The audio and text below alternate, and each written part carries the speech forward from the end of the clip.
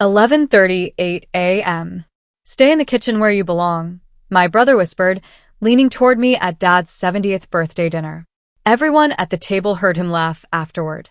Then someone knocked at the front door, and Dad's lawyer walked in. My name is Lauren Mitchell, and I'm 36 years old. I work as a home health nurse. My days are built around other people's needs. Medication schedules, wound care, helping someone get from a bed to a chair safely when their legs won't cooperate the way they used to. It's not glamorous work, and it doesn't come with a title that impresses anyone at a dinner party, but I have never once done it without caring about the person in front of me. That's not something I learned from a training manual. It's just how I'm built. I grew up in a family where my parents ran a small construction company, and my two brothers were raised with the understanding that the business would eventually be theirs. That was the shape of things in our household. The boys were being prepared for something. I was being prepared to support whatever they were being prepared for. My older brother Daniel stepped into the company in his 20s and never left. He talks about the business the way people talk about something they own completely, with a loud proprietary confidence that fills whatever room he's standing in. He learned early that volume and certainty read as competence to people who aren't paying close attention, and he has been using that combination ever since. In our family, he became the one they praised, the one they called first, the one whose opinion at the dinner table landed with the weight of a conclusion rather than a contribution. I was the practical one, the helper. The daughter expected to cook before the guests arrived and clean after they left and organize whatever needed organizing and care for whoever needed caring for without requiring recognition or acknowledgement in return. I didn't fight that role publicly because I believed the recognition would come eventually. I was patient about it in the way that people are patient when they haven't yet understood that patience without boundaries is just accommodation. When Dad's health started declining 2 years ago, it was my phone that rang. I drove him to appointments he didn't want to make. I sat in waiting rooms reading outdated magazines while doctors explained things to him that he would ask me to explain again on the drive home in simpler language. I managed his medications, tracked his follow-up schedule, and made sure the paperwork from each visit was filed correctly because he had a tendency to put important documents on the kitchen counter where they disappeared under grocery bags. Daniel called to ask about the business during those same months. He asked how Dad was holding up in the same breath he asked about contracts and equipment. The calls were brief and efficient, and he always sounded like a man with somewhere else to be. I never said anything about the difference. I just kept showing up. What they didn't understand was that Dad saw everything. Even the things that nobody said out loud. Even the things that happened in hospital waiting rooms and late-night kitchens while everyone else was somewhere more comfortable. If you've ever been the one who quietly carries the weight of a family while someone louder gets the credit and the praise, you already know what it costs to keep showing up without acknowledgement. If you've ever felt invisible in the middle of a room full of people who are supposed to know you, you understand this story. Subscribe if you've ever been underestimated by the people closest to you. Share your story in the comments. Click hype before we keep going. Dad's 70th birthday fell on a Saturday in November. I arrived at my parents' house at 9 in the morning and spent the entire day in the kitchen. Not because anyone asked me to, because someone had to, and I was there, and I knew how he liked things. I made the dishes he had requested specifically, the ones that required the kind of patient attention that can't be rushed. The house filled slowly with the smell of food that had been cooked with care, and by early evening the table was set, and the rooms were warm, and everything was ready. Daniel arrived 40 minutes late. He came through the front door with the energy of someone making an entrance rather than joining something already in progress.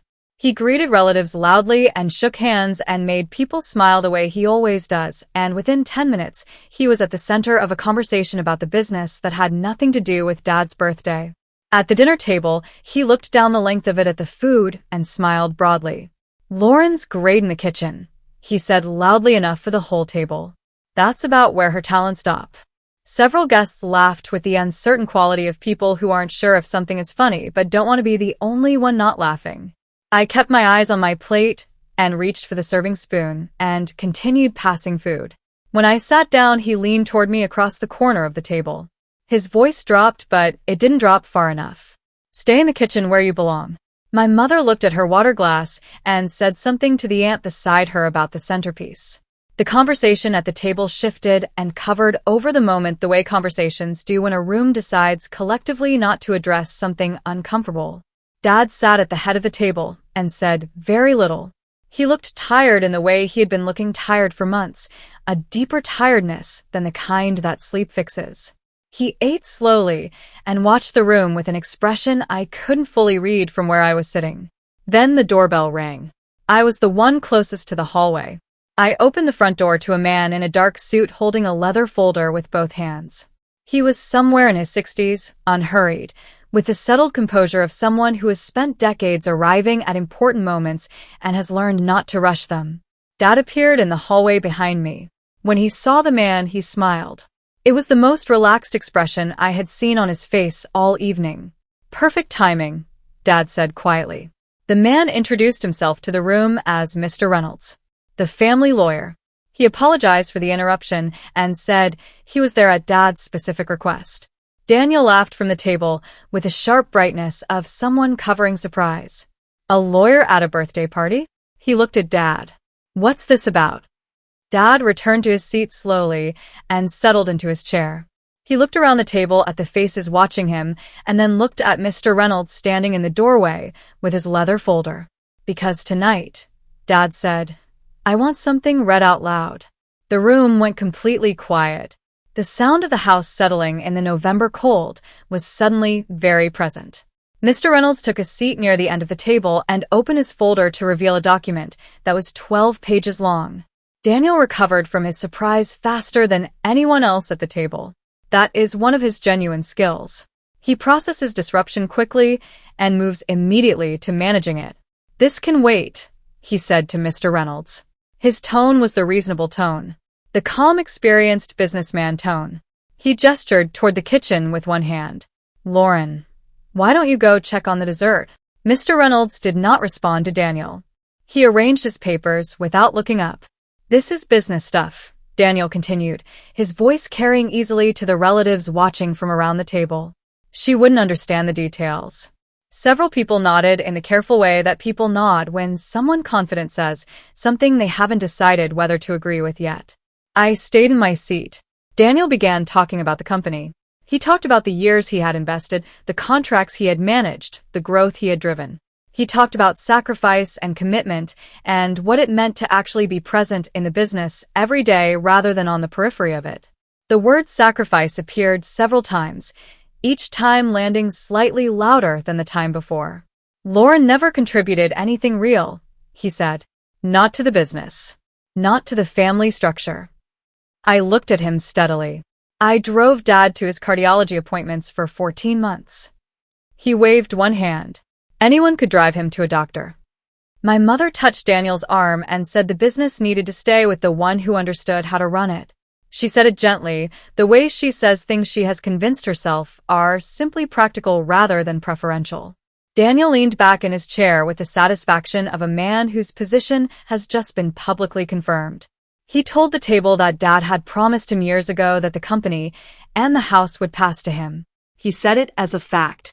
He said it in the tone of someone closing a topic rather than opening it. Mr. Reynolds sat at the end of the table and listened to all of it without expression. He turned a page in his folder with a quiet, deliberate motion. Dad sat at the head of the table and said nothing and watched. I noticed the lawyer's expression. It was the expression of someone waiting for a specific moment rather than reacting to the current one. There was something almost careful about his patience, the patience of a person who knows exactly what is inside the folder and is simply waiting for the right place in the evening to open it fully. Something was coming. I could feel it the way you feel a change in air pressure before weather arrives. I thought about the last 2 years while Daniel kept talking. The late nights in hospital waiting rooms where the fluorescent light made everything look equally exhausted. The conversations Dad and I had during the long drives home when he was tired enough to say things he wouldn't say at a dinner table. He was reflective during those months in the specific way that people become reflective when their body has reminded them sharply that time is not unlimited. He told me once, sitting in the car outside a pharmacy while I ran in to pick up his prescriptions, people show who they are when they think no one is watching. I hadn't thought about those words as being directed at me specifically. I had taken them as the kind of general observation that people make when they're processing something larger than the immediate conversation. But I remembered them. What the rest of my family didn't know was that the driving and the appointments had become something else entirely over those 2 years. Dad had begun asking me to help him organize his financial and medical paperwork during his recovery. I scanned documents. I filed records. I drove him to Mr. Reynolds' office on 4 separate occasions and waited in the reception area while they met. At the time, I assumed it was routine. Estate planning that elderly people do when their health becomes a serious consideration. But the questions Dad asked me during those drives were not routine questions. If someone had to make hard decisions for me, he said once on the way back from the lawyer's office, who do you think would stay honest? I gave him an honest answer. I didn't understand yet what the question was actually for. I remembered signing witness forms on 2 separate occasions, documents that Mr. Reynolds had prepared and that Dad had asked me to sign as a witness without explaining in detail what I was witnessing. I had signed them and put them out of my mind because my father had asked me to, and I trusted him. Sitting at that birthday table while Daniel talked about what was already his, I began to understand that those drives to the lawyer's office had not been routine at all. And Mr. Reynolds had been watching everything. Mr. Reynolds had known our family since I was a teenager. He had handled my grandfather's estate and then my parents' business incorporation and various legal matters over the years. He was a quiet man who listened far more than he spoke and who had the specific quality of someone who forms opinions slowly and then holds them without drama. During the months of Dad's hospital visits, he had seen me in his waiting room on 4 separate occasions. He had offered me water each time and asked how Dad was managing and listened to my answers with genuine attention. Once, when Dad was in a meeting that ran longer than expected, he sat down across from me and said, "Your father values loyalty more than loud voices." I had thanked him politely and thought about it later that evening. At the birthday table, Daniel was telling relatives about his expansion plans for the company. He described the new contracts he intended to pursue, the equipment he planned to acquire, the direction he was going to take the business once everything transferred to him. My mother had begun talking about renovations to the house.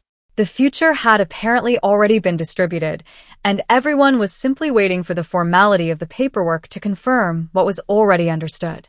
Mr. Reynolds turned another page. Daniel was mid-sentence when the lawyer cleared his throat once. It was a small sound, but it landed in the room with the weight of something much larger. "Before we continue," Mr. Reynolds said, "there is a clause your father asked me to explain carefully." Daniel smiled with the confidence of a man who has already seen the answer.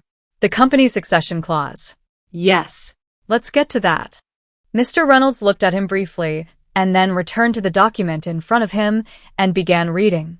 The first several pages covered financial distributions, charitable donations, provisions for my mother, accounts and assets described in the careful language of legal documents that is precise without being dramatic. Daniel sat with practiced patience through these pages. He checked his watch once. He refilled his water glass. He had the attitude of a man waiting for the part of a presentation that actually concerns him. "Just skip to the company," he said. Mr. Reynolds did not skip to anything. He continued reading in the same unhurried voice that had been his voice all evening. Then he reached a section titled Business Succession and Executor Authority. He read the heading aloud. The room shifted in the particular way that rooms shift when the air pressure of a situation changes without warning. Mr. Reynolds stated that the named executor of the estate, with full authority over company shares and financial decisions during the transition period, was Lauren Mitchell. The sound that went through the room was immediate, not loud, more like the sound of several people exhaling at the same moment. Daniel laughed. It was a short, sharp laugh, the kind that functions as a reflex before the brain has finished processing. "That's symbolic," he said. "That's just a formality." Mr. Reynolds continued reading. The executor held full decision-making authority over the transfer of company shares. No shares would transfer to any party without the executor's confirmation of responsible ongoing management. The executor's assessment would be binding during the transition period and subject only to court review. Daniel stood up. His chair scraped back against the floor. "That makes no sense." His voice had changed. The reasonable tone was gone. She doesn't run the business. She has never run anything. Dad spoke for the first time in a long while. His voice was quiet, but it carried clearly in the silent room. I've watched how both of you treat people, he said. For a long time. He looked at Daniel steadily. He said that Lauren had come to the hospital when he was frightened. She had sat in waiting rooms and driven him home and asked questions about his medications and made sure his paperwork was correct. She had done all of it without being asked and without once suggesting she expected anything in return. Daniel had called about the business. Daniel's face moved through several expressions quickly. He landed on the one that looked most like injured dignity. She manipulated you, he said. She spent all that time with you specifically so that this would happen. Mr. Reynolds placed a second set of documents on the table. Signed records from multiple meetings held over 18 months. Witness signatures. Dated correspondence. A paper trail that had been built carefully and deliberately by a man who knew exactly what he was doing and had chosen someone he trusted to help him do it. The room was very still. Dad looked at Daniel one final time and said what he had apparently been waiting all evening to say. Respect isn't measured by titles, he said quietly. It's measured by who stands beside you when things get hard. Daniel looked at the documents on the table. He looked at Mr. Reynolds. He looked at me. He had nothing left to say that the room would receive. The birthday party ended the way evenings end when something real and irreversible has happened inside them. Guests gathered their coats and said their goodbyes with the subdued quality of people who have witnessed something they will be thinking about for weeks. The food I had spent the day preparing sat largely untouched in the kitchen. The centerpiece my mother had mentioned renovating around stood on the table in the suddenly quiet dining room. Daniel left without speaking to me. He walked through the front door with his jacket over his arm and didn't look back, and the sound of his car in the driveway faded quickly into the November dark. My mother sat at the table for a long time after the guests were gone. She looked at the documents Mr. Reynolds had left, and then at the empty chair where Daniel had been sitting, and then at me. She didn't say anything that night that required a response. I think she was revising something in her understanding of the past 2 years, and the revision was taking longer than the evening had. Dad found me in the kitchen afterward. I was washing dishes because something needed doing, and it was what I knew how to do. He stood beside me and didn't say much at first. Then he told me he needed someone he could trust to protect the family from decisions made out of greed and impatience. He said he had watched for a long time, and he knew what he had seen. I told him I would handle the responsibility carefully. He nodded and went to bed, and I finished the dishes. I didn't celebrate. I didn't feel triumphant in the way that people feel triumphant in stories where the underestimated person finally gets what they deserve. What I felt was something quieter than that, and more permanent. A weight that had always been present but unacknowledged had finally been made visible. Not just to me, to everyone in that room. For the first time in my life, my voice in that family carried weight. Not because I had fought for it. Not because I had argued louder than Daniel or positioned myself more strategically or made sure the right people were watching at the right moments. Because I had shown up when it was hard and kept showing up, and my father had been paying attention the entire time. Respect, it turns out, doesn't come from insisting on it. It comes from earning it in the quiet, ordinary moments when nobody appears to be watching. And sometimes the person who matters most is watching very carefully indeed. If someone in your family has ever treated you like you didn't matter, like your contributions were invisible or your presence was inconvenient, I understand that feeling more than I can properly explain in a few sentences. Have you ever been publicly underestimated by someone who is supposed to know your worth?